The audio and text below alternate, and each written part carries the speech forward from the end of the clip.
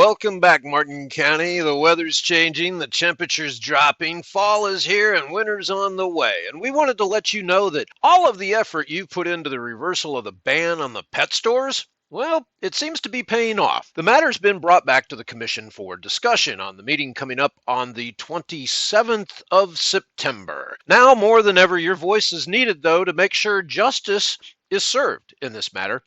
If you're not sure what we're talking about, there's a list of links below that you can use to get up to speed on this matter. In the meantime, we want to take a closer look at some concerning comments and lack of procedural oversight that seems to be prolific in our system of county reporting as we go down the rabbit hole one more time.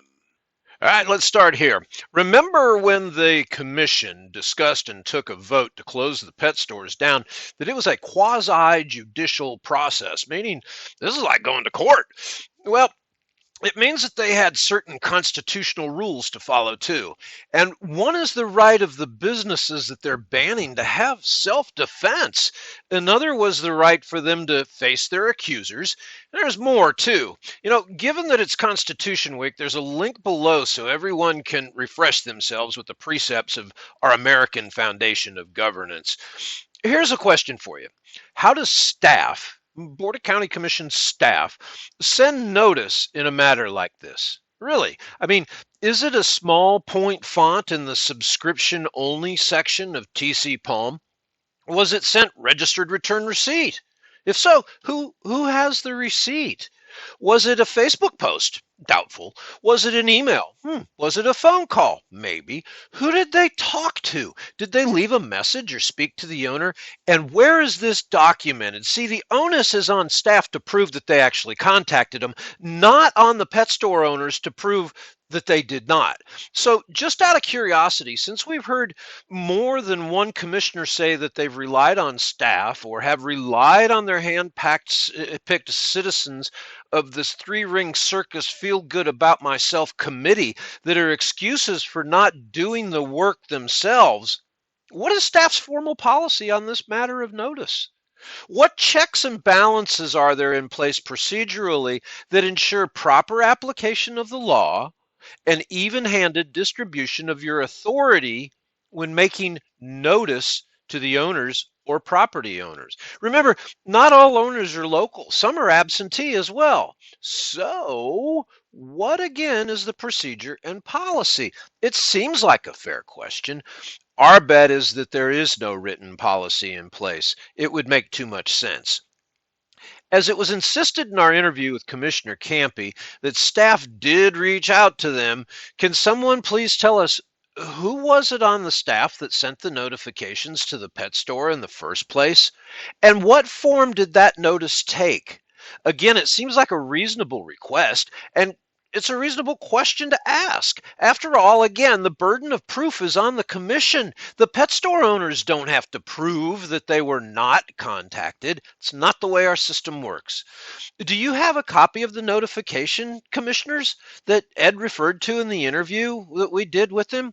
Also, commissioners, when relying on facts from your hand-picked appointees to these committees, what magic fairy dust gives them credibility without proof?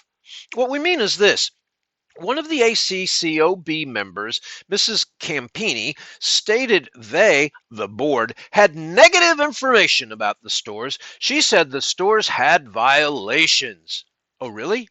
Prove it. She cannot. She never visited the stores. Animal control never visited the stores. And there are no formal violations. Oh, they did have one complaint from a former disgruntled employee that the ACCOB held up as evidence. Well, a letter of complaint without inspection and review by the authority charged with the protection and oversight of the animals is not proof. It's hearsay. And just for the record, there are no official violations against either of these store owners. Period. So this begs a question. Who is this group of know-it-alls that want to ban legitimate businesses? Remember, the idea was brought forward by a rescue operation, which, by the way, pulls in a lot of money, and they're closely linked to one of the commissioners and the Humane Society. That's right, the people that advocated the ban, drafted the ban, and fabricated data to convince the board of the ban. From an appearance standpoint, this smacks of political favoritism. Let's ask a couple more critical questions on this topic. Who inspects the Humane Society and other rescue operations? No, really, don't get me wrong. We're not anti-humane or society or anti-animal control. We're pro-justice.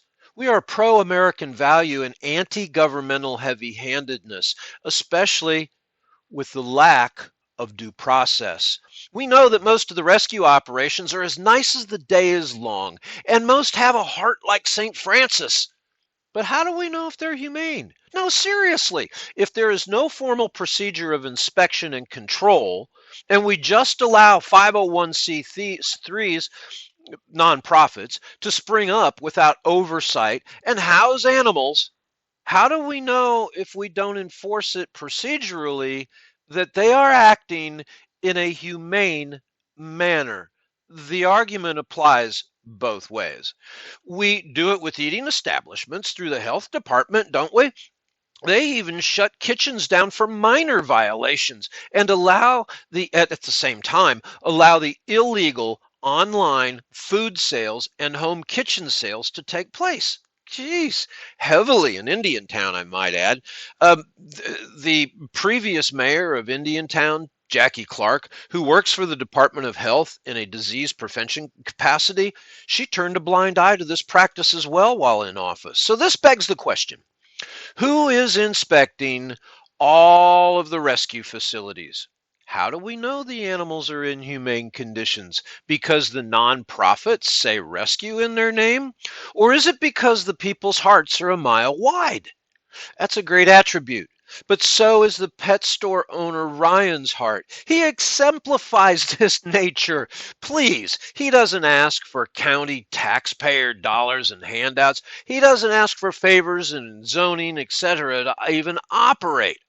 Okay? You would think that these places that are receiving tax dollars should at least have some oversight so that the people giving the money, the taxpayers, know that their money is doing what it's supposed to do. Again, nothing against the Humane Society or any one individual in particular, but fair is fair.